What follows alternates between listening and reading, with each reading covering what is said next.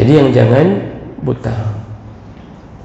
Yang kedua, al-maridah al-bayyin maraduha. Tidak boleh berkorban dengan binatang korban yang sakit-sakitan, sakitnya yang benar-benar sakit berat. Jadi kambing sama sapinya sakit berat, terkena COVID, kanker, sapinya sudah sampai cuci darah, ginjal, pokoknya yang hai bedah ni, yang sakit-sakitnya sakit berat. Nabi berkorban 20 miliar. Tanya, baru 2,5 juta.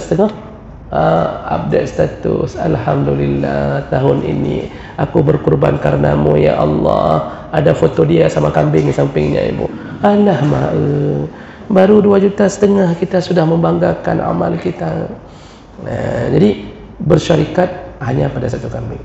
Apakah wajib pindah-pindah nama tiap-tiap tahun? Assalamualaikum warahmatullahi wabarakatuh. Banyak sekali pertanyaan jamaah, Ustadz kasih kami channel untuk kajian anak-anak muda. Di antara anak muda berasal dari Aceh, luar biasa. Channelnya Maulizul Akbar Nak. Tonton, subscribe, like, share, komen. Assalamualaikum warahmatullahi wabarakatuh.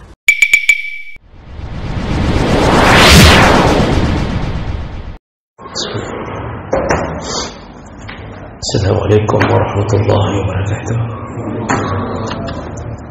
Alhamdulillah rabbil alamin. Wa bi ni'matihi tatimmu as-salihin. Asyhadu an la ilaha illallah wahdahu la syarika lah. Wa asyhadu anna Muhammadan 'abduhu wa rasuluhu al-karim.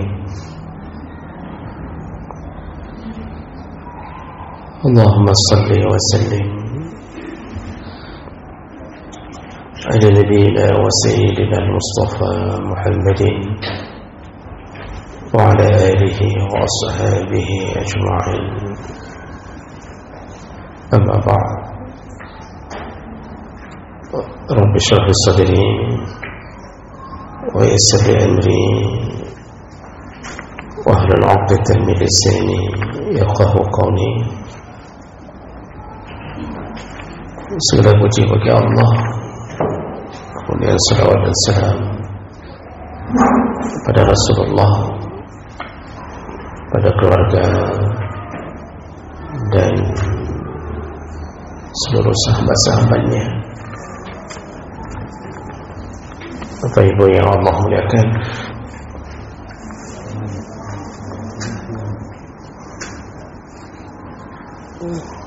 mulai malam ini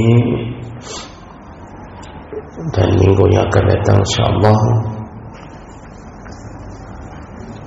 kita akan bahas seputar masalah kurban, karena ini yang akan kita hadapi dalam masa 2 minggu yang akan datang.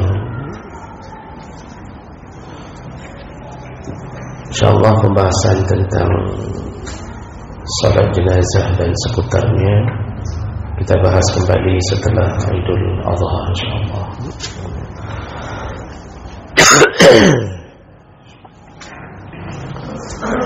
Kurban dalam bahasa kita itu dipakai bahasa udhiyah, yaitu berasal dari bahasa dhaha yudhahi, yang artinya menyembelih.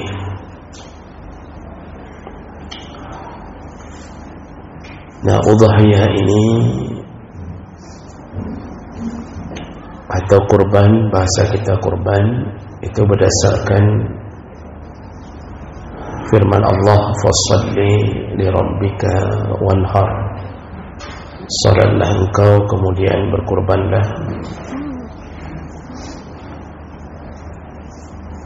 Juga banyak kelebihan orang berkurban, di antaranya hadis Aisyah radhiyallahu anha, Rasulullah mengatakan, ma amila ibnu Adam yawman nahri amalan ahabbu ila Allah ta'ala min iraqati dam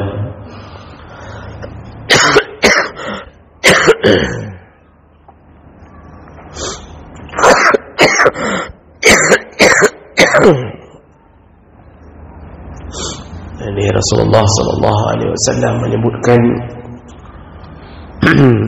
tidak ada amalan anak Adam yang lebih utama dan lebih dicintai Allah di hari-hari nahar. Hari nahar itu hari penyembelihan, itu mulai dari 10 Zulhijjah, 11, 12, 13. Selama 4 hari itu tidak ada amalan yang lebih dicintai Allah min iraqatid dam, kecuali mereka yang berkorban.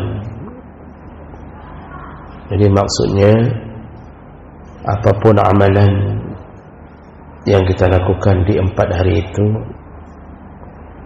tidak ada yang bisa melebihi cinta Allah kepada yang berkorban. Walaupun di 4 hari itu sedekah kita melebihi kurban.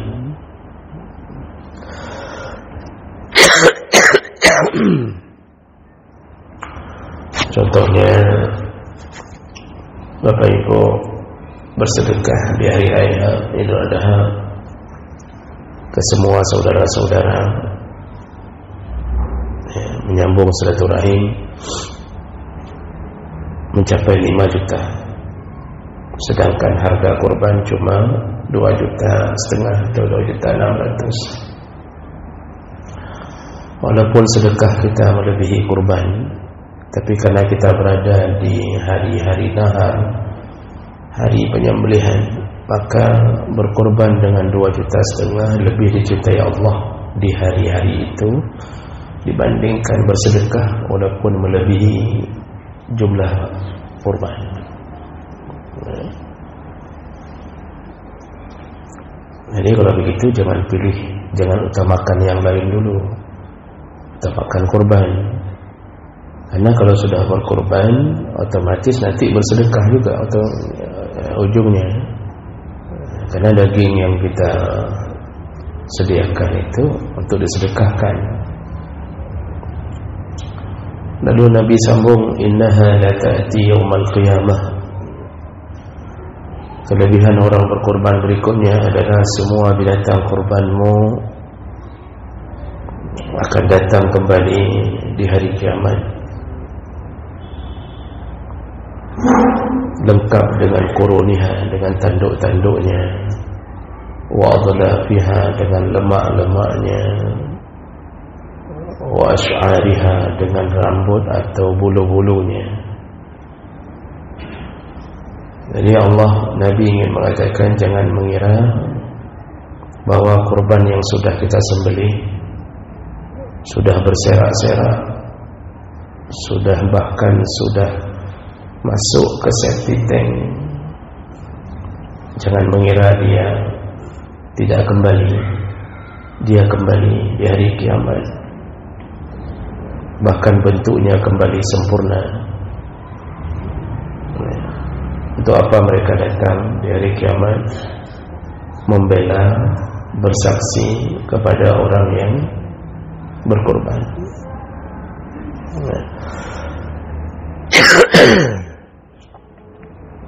Bayangkan sudah kita sembelih, mereka menahan rasa sakit, lalu datang di hari kiamat membela orang yang menyembelihnya. Kan luar biasa ini, kelebihan ini. Ibu-ibu, kalau ibu-ibu disembelih sama suami, apakah ibu akan datang di hari kiamat membela suami ibu? Tidak akan. Kita dipukul orang, gak akan datang untuk membela dia, malah kita menuntutnya. Tapi binatang kurban kita datang membela kita setelah kita menyembelihnya.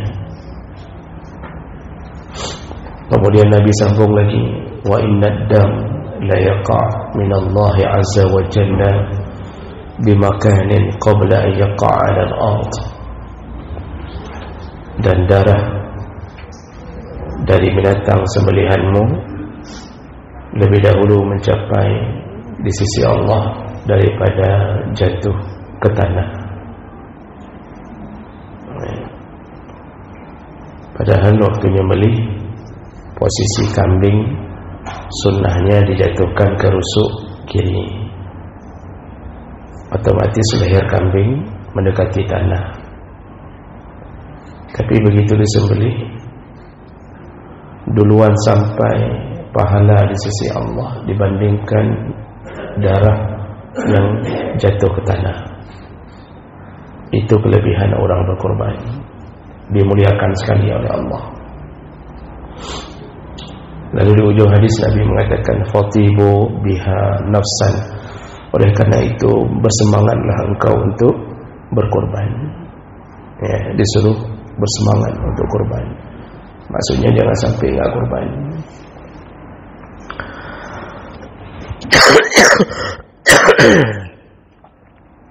Baik, berikutnya, apa hukum berkorban? Ada sedikit perbedaan pandangan masalah hukum berkorban. Mazhab Hanafi menyebutkan korban itu wajib seumur hidup sekali kepada orang-orang yang mukim di satu perkampungan atau kota. Jadi menurut mazhab Hanafi wajib korban. Kalau enggak korban, dosa. Kenapa mazhab Hanafi mengatakan seperti itu? Karena beliau mazhabnya berdalil dengan hadis Nabi, hadis riwayat Ahmad, Ibnu Majah dari Abu Hurairah, bahwa Nabi pernah mengatakan, man wajada si'ah, barang siapa yang mendapatkan kelapangan harta, artinya punya harta,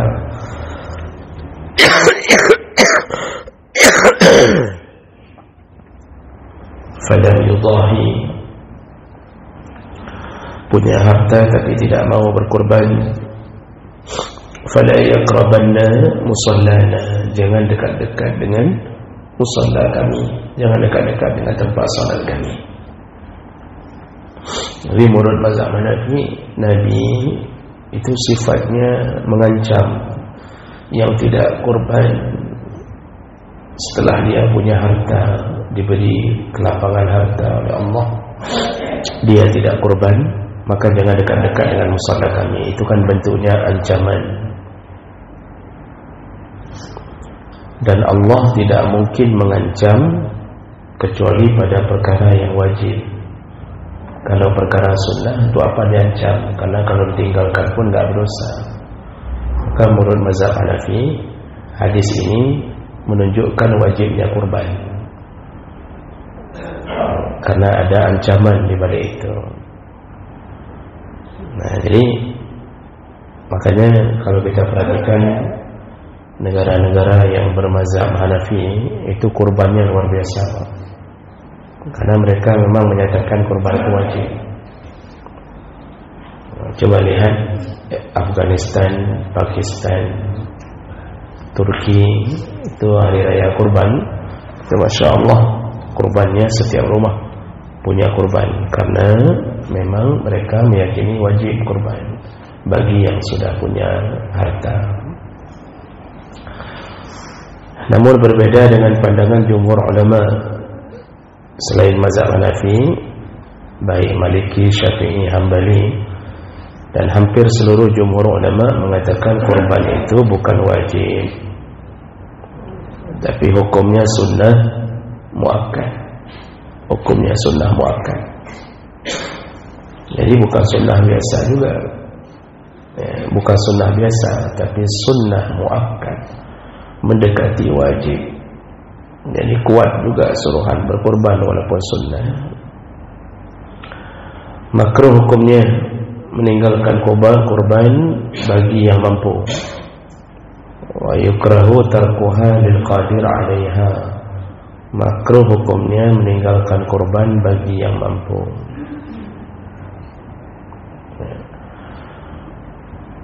Dan ditegaskan dalam mazhab Syafi'i, paling kurang seumur hidup kurban itu menjadi sunnah ain bagi setiap pribadi seumur hidup sekali.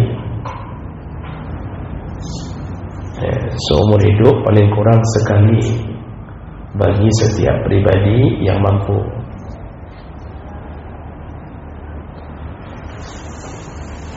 Dan bisa menjadi sunnah kifayah bagi setiap keluarga.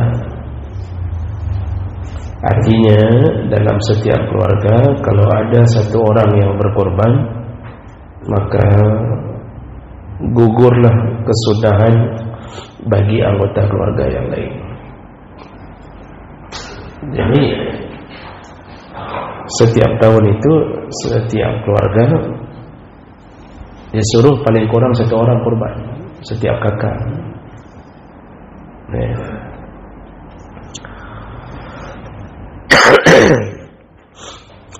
Nah, jadi ini berdasarkan hadis Nabi sallallahu alaihi wasallam. Nabi pernah berkata, "Ya ayyuhan nas, wahai para manusia, ala kulli ahli baitin fi kulli amin udhiyah." Setiap keluarga setiap tahun hendaknya ada kurban, kata Nabi. Setiap keluarga setiap tahun fi kulli am hendaknya ada kurban. Jadi tidak baik kalau meninggalkan kurban dalam satu keluarga dalam keadaan ada yang mampu berkurban. Jadi boleh suami, suami nggak ada uang, istri kurban. Nggak ada uang, paling kurang anak-anak ada yang sudah punya kerja, punya uang, kurban. Jadi dalam satu kakak minimal setiap tahun ada satu orang yang berkorban. Itu disebut sunnah kifayah. Baik. Jadi jumhur ulama mengatakan korban itu sunnah muakkad, bukan wajib. Kenapa? Karena ada hadis-hadis yang memalingkan makna wajib menjadi sunnah. Tadi memang benar hadis tentang ancaman Nabi itu benar. Yang sudah punya uang enggak korban, Nabi ingin mengatakan engkau bukan bahagian dari umatku. Seakan-akan begitu Nabi mengatakan. Kamu bukan bagianku. Tapi ada hadis lain yang memalingkan makna itu, makna dari wajib menjadi sunnah, yaitu hadis Ummu Salamah. Rasulullah sallallahu alaihi wasallam berkata, "Idza ra'aitum hilala Dzulhijjah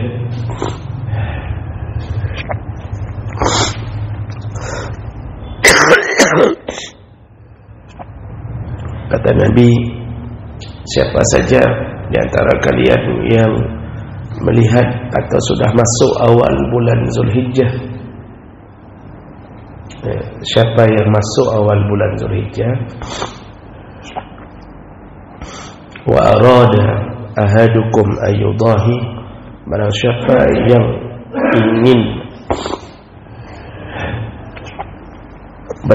yang ingin berkurban.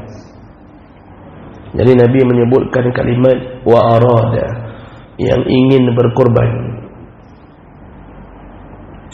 Disitulah para ulama mengatakan kalau wajib enggak mungkin Nabi mengatakan yang ingin berkorban. Jadi yang mau berkorban ayyudahi, silakan berkorban. Di situ menunjukkan makna wajib terpaling menjadi sunnah.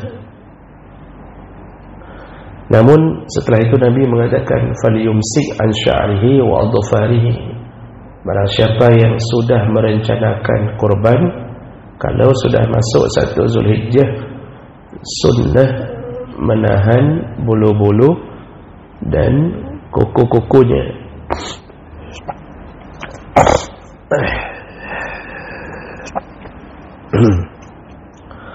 Jadi nanti kalau sudah masuk 1 Zulhijjah, ini tanggal 20 ini, Pak. Tanggal 20 ini masuk 1 Zulhijjah insyaallah. Siapa yang sudah merencanakan kurban mulai dari tanggal 20 ini 20 Juni, jangan lagi ganggu kuku dan bulu. Walaupun belum beli kurbannya, tapi sudah ingin berkurban, sudah merencanakan kurban. 1 Zulhijjah, jangan potong kuku, jangan cukur apapun bulu-bulu, jangan potong rambut, jangan cukur kumis, jangan rapikan jenggot, jangan tarik bulu hidung, pokoknya semua bulu-bulu. Jangan bulu kaki, jangan bulu paha, semua bulu jangan. Itu bulu siapa? Bulu kambing yang dikorbankan atau bulu pemilik kambing? Pemiliknya. Kau jangan ditarik-tarik bulu kambing, pemiliknya yang dimaksud di sini. Jadi bapak-bapak, ibu-ibu, kalau mau bersih-bersih, ingat-ingat tanggal 19 ini akhir Zulqa'dah, di situ bersih-bersih. Yang mau potong rambut, bersih-bersihnya di situ. Lewat itu makruh, mengganggu atau melakukan itu. Jadi disunnahkan jangan ganggu lagi. Sampai kapan? Sampai selesai disembelih. Kalau kurban kita disembelih di hari raya pertama, sudah selesai disembelih, ya silahkan. Nah, di situ cukur kumis lagi, potong rambut lagi, potong kuku. Oh, kalau binatang kurban kita disembelih di hari raya keempat, ya apa boleh buat? Bersabar lagi. Kalau sudah gatal sekali, tidak tahan lagi, kasih tahu sama panitia, dekoh ke dia orang raya kedua, ikut tundi kegetaikan, suruh potong di secepatnya kalau sudah gatal sekali. Nah, ini yang maksud di sini adalah kurban itu sunnah muakkad, bukan wajib. Dan lalu ada hadis lain yang menyatakan tentang bahwa Abu Bakar dan Umar pernah tidak berkurban karena khawatir umat menganggap kurban itu wajib, makanya ditinggalkan oleh Abu Bakar dan Umar.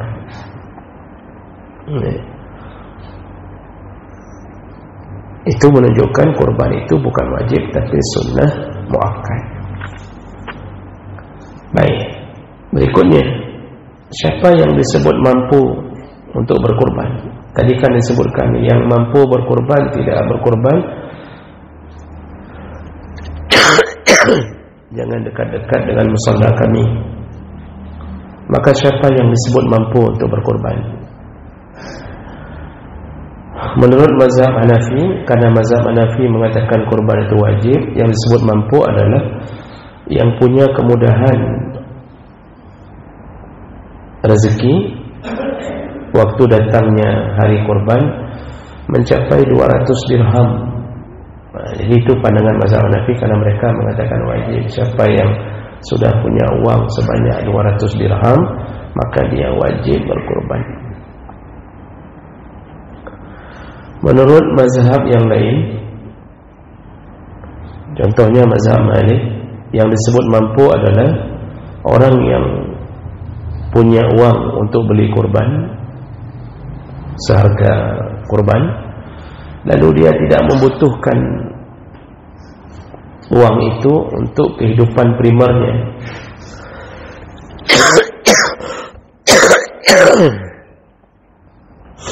Ada uang 2.600.000 untuk beli kambing, dia nggak butuh lagi uang itu untuk hidup kebutuhan utama. Jadi ada uang lain yang kan disebut mampu, kecuali dia cuma punya uang 2.600.000. Kalau dia beli kurban, maka nggak ada makan, nggak ada uang belanja, itu berarti belum mampu. Jadi menurut mazhab Malik, yang disebut mampu, makruh yang kalau mampu ini tidak berkurban, yaitu napeng ada uang untuk beli kurban dan dia nggak butuh lagi uang itu untuk kehidupan primer, ada uang lain. Walau istata'a yastadin istadan. Seandainya dia mampu untuk berhutang, maka berhutanglah lebih dahulu. Jadi disuruh berhutang. Padahal berhutang itu bukan amalan yang baik. Berhutang itu bukan anjuran. Tapi dalam berkurban, Imam Malik menyatakan kalau mampu berhutang, berhutang dulu. Bagi siapa ini? Bagi yang yakin mampu bayar. Contoh, kalau seorang PNS gajian tanggal 1, sedangkan hari raya tanggal 29. Dia yakin nanti tanggal 1 dia bayar. Ada uang tapi belum keluar. PNS kan banyak kena tunjang. Apalagi ini menjelang 2024. Ada gaji 13, gaji 14, macam-macam. Dia yakin ada uang. Man hana penggino, disunnahkan berhutang. Pinjam dulu uang supaya bisa berkorban. Begitu kuatnya suruhan sehingga disunnahkan berhutang. Padahal berhutang itu perbuatan yang tidak dianjurkan, tapi dalam kurban malah dianjurkan. Syaratnya bayar dan sanggup bayar. Kalau enggak bayar, maka dia yang dikurbankan berikutnya. Kalau mazhab Hambali itu hampir sama, menyebutnya ada uang untuk beli kurban walaupun dengan berhutang lebih dahulu. Imam Hambali pun menyuruh berhutang lebih dahulu, walau biddain, walaupun dengan berhutang lebih dahulu. Jadi kalau sudah ulama-ulama mujtahid ini bicara suruh berhutang, itu menunjukkan kalau bisa jangan enggak kurban. Walaupun sedang enggak ada uang, tapi kalau yakin bulan depan ada uang, berhutanglah. Sampai segitunya. Jangan lewatkan setiap tahun daripada kurban. Mazhab Syafi'i mengatakan ukuran mampu adalah man yamliku samanaha zaidan an hajatihi wa hajatin man ya'uluhu yaumal 'aid wa ayyamat tasyriq. Yang disebut mampu berkorban adalah orang-orang yang punya uang untuk membeli kurban, lalu masih ada uang sisa atau uang lain yang bisa menghidupi dirinya dan keluarganya sampai ke hari tasyrik yang terakhir. Jadi kalau mazhab Syafi'i malah lebih tegas menyebutkan ada sisa uang setelah beli kurban bisa hidup sampai hari raya tasyrik, sampai hari tasyrik terakhir atau hari raya keempat. Kalau masih bisa hidup sampai hari raya keempat setelah membeli binatang kurban, maka engkau telah disebut mampu, kata Imam Syafi'i. Jadi kalau begitu, kalau dalam ATM kita ada uang sekitar 4 juta, kita beli kambing 2.600.000, berarti berapa sisa, Pak? 1.400.000. 1.400.000 bisa hidup sampai hari raya keempat enggak? Bisa hidup. Kalau bisa hidup, maka kita sudah disebut mampu. Makruh tidak berkorban, dibenci Allah. Makanya hadis Nabi tadi menyebutkan yang sudah mampu tidak berkorban, jangan dekat-dekat dengan musalla kami. Maksudnya menunjukkan kebencian Allah dan Nabi. Nabi benci. Sudah diberi nikmat, gaji tiap bulan dikasih, tapi diminta oleh Allah setahun sekali. Hanya sekitar 2,5 juta atau 2.600.000 kita tahan-tahan. Kita enggak mau korbankan. Di sinilah kita ternyata tidak bisa membuktikan cinta kita kepada Allah Subhanahu wa taala. Jadi cinta kita itu cinta monyet. Cuma bilang-bilang saja, aku mencintaimu ya Allah, hanya engkau di hatiku. Waktu diminta korban, tak korban. Padahal cinta itu butuh pengorbanan. Kan itu, cinta itu butuh pengorbanan. Ibu-ibu kalau setiap hari suami ibu-ibu bilang, Ya, I love you, I miss you, macam-macam dibilangnya. Engkaulah rembulan, engkaulah bintang. Tapi tidak pernah dibawa pulang martabak satu bungkus pun. Itu berarti cinta itu tidak terbukti. Itu contohnya. Makanya hati-hati dengan kebencian Allah, gara-gara kita selalu menahan-nahan diri untuk tidak berkorban. Oh, nggak ada uang, kita laki-laki nggak ada uang karena kebutuhan rumah tangga banyak. Anak masuk pesantren, ada yang kuliah SPP sebulan saja 1.200.000. Contoh, kita nggak mampu, istri mampu tidak? Ibu-ibu ada simpan emas tidak? Kalau ada simpan emas, satu manyam kan sabuh kambing. Sekarang kan satu manyam kan satu kambing. Kenapa nggak jual satu manyam itu? Untuk apa disimpan dalam lemari sampai 50 manyam? Mau nunggu pencuri? Kalau mau nunggu pencuri, Allah hadirkan pencuri. Makanya jangan disimpan. Kalau untuk Allah segera. Oh, nggak mau juga jual emas, kasihan segala macam. Kalau kita mati, ini kalau istri mati, yang suka-suka simpan emas nggak mau korban. Kalau istri mati, nanti emas itu diambil mas suami untuk kawin lagi. Yang nak pegang bawah. Makanya ketika diberi waktu oleh Allah, segera, jangan mikir panjang. Jadi kalau ditanya ada rencana kurban, kurban. Jangan ada rencana kurban. Ana doa pegang, nggak tahulah. Mikir-mikir dululah. Itu nanti setan yang masuk. Nggak usah kurban. Udah tahun kemarin kurban, apa tiap-tiap tahun. Biar orang lain kurban. Enak kali orang lain. Kita terima-terima dari daging kita terus-terusan. Sekali-sekali kita lah terima dari daging orang. Itu bisikan setan. Makanya disuruh kurban setiap tahun. Jadi jangan sampai terjadi kebencian Allah gara-gara tidak kurban. Baik, sedikit lagi baru kita bertanya jawab. Berikutnya, syarat-syarat sah kurban. Ada syarat supaya kurban itu sah. Yang pertama, hewan kurban itu harus selamat daripada aib. Hewan kurbannya harus selamat daripada aib. Dalam hadis disebutkan ada 4 aib yang tidak boleh ada pada hewan kurban. Kalau 4 aib ini ada, tidak sah kurbannya. Jadi ini penting ketika membeli binatang kurban.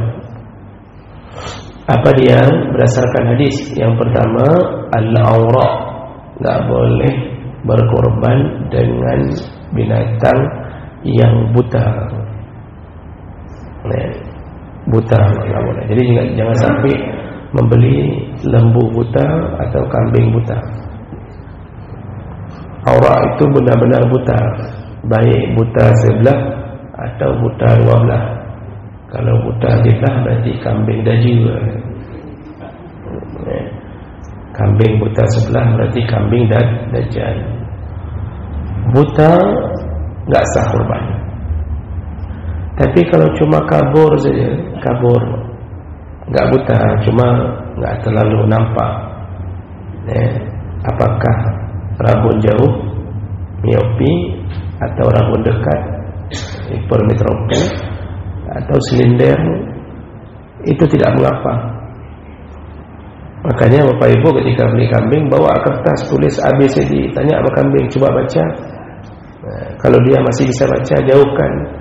Itu kalau cuma rabun-rabun saja tidak mengapa, sah. Kata kita ke kambing, jangankan engkau, aku pun tak bisa baca. Jadi yang jangan buta. Yang kedua, al-maridah al-bayyin maraduha.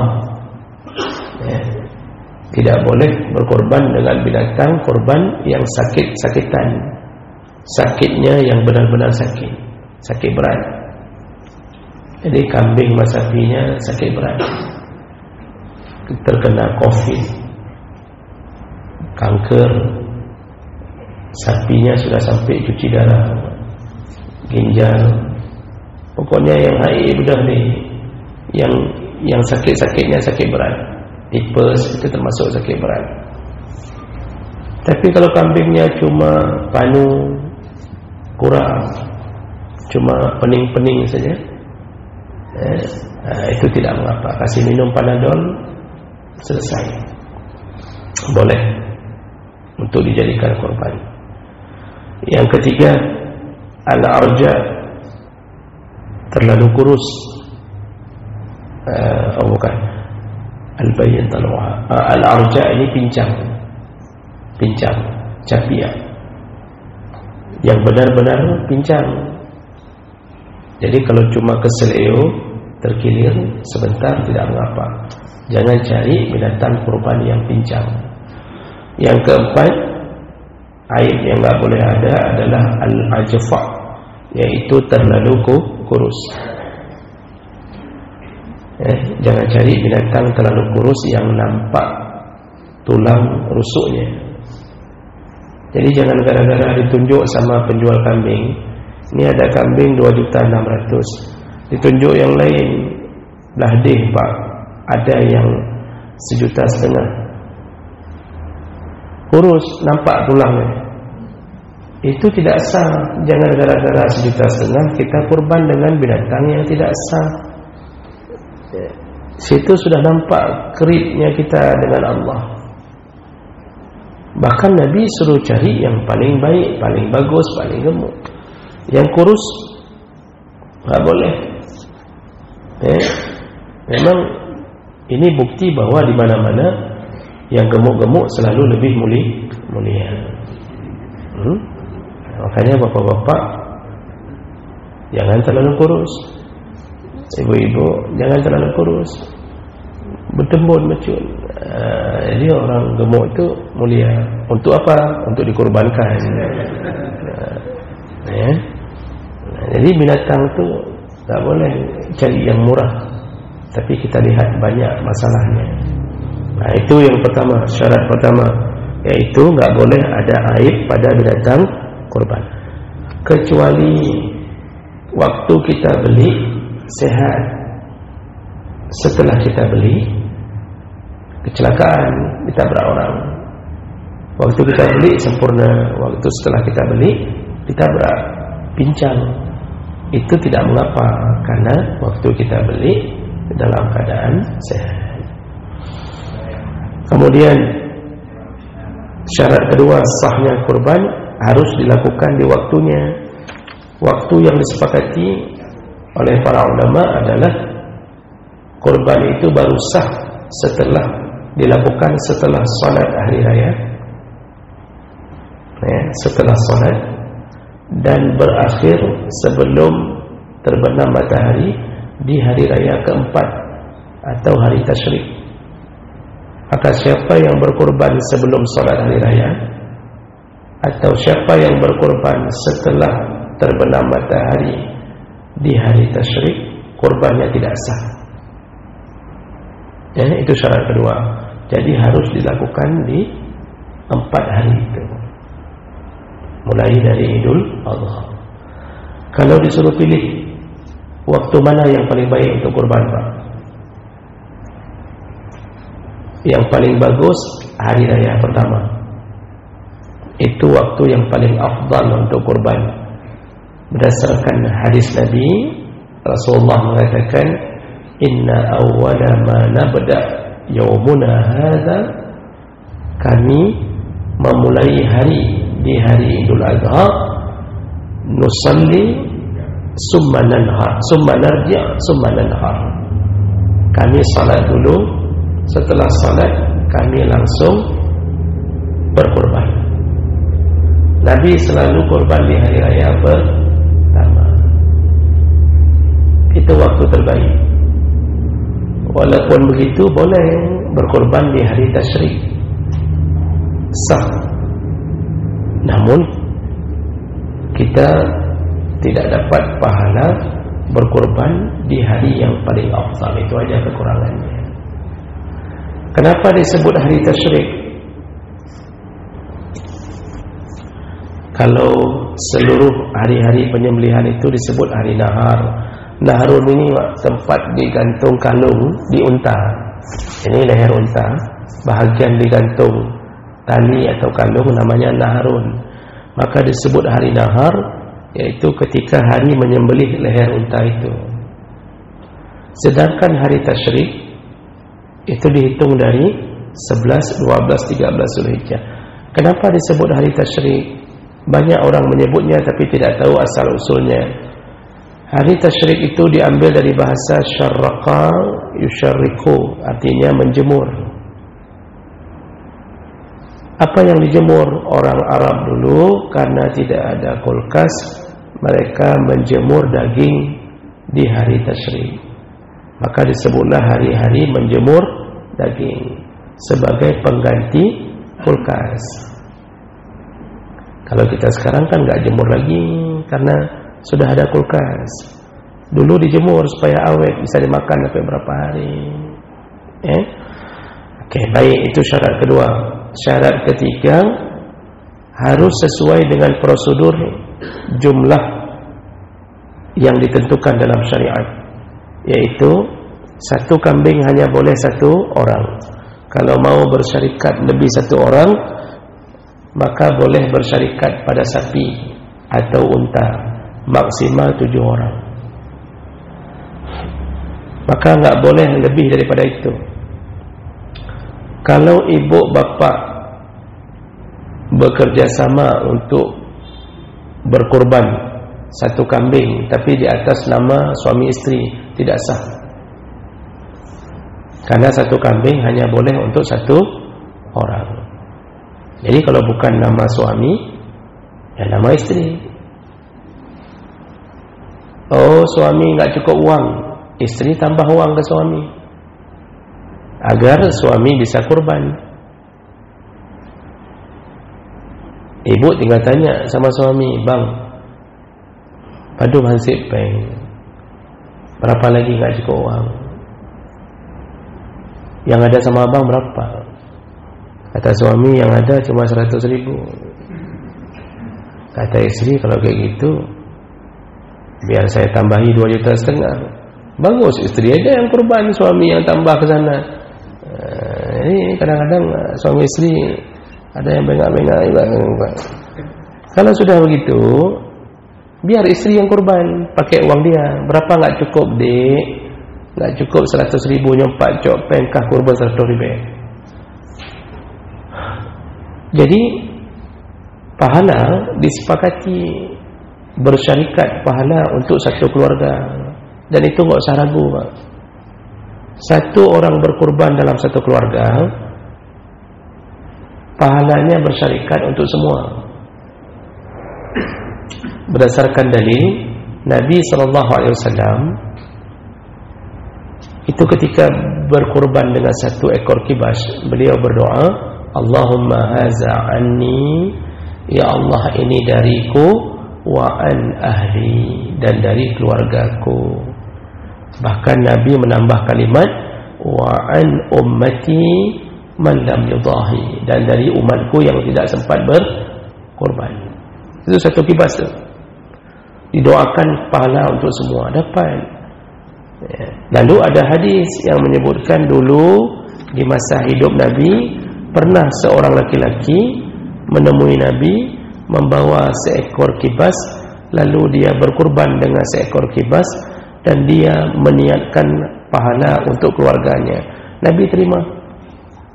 Nabi terima. Enggak ada larangan dari Nabi. Jadi yang boleh bersyarikat pada pahala kalau satu kambing, bukan pada jumlah orang yang menyembelih. Kalau mau lebih, ya pada sapi lah. 7 orang maksimal. Ada yang nanya, kalau kurang dari 7 orang boleh enggak? Boleh, maksimalnya 7 orang. Oh bapa berdua ingin kurban sapi, lebih bagus.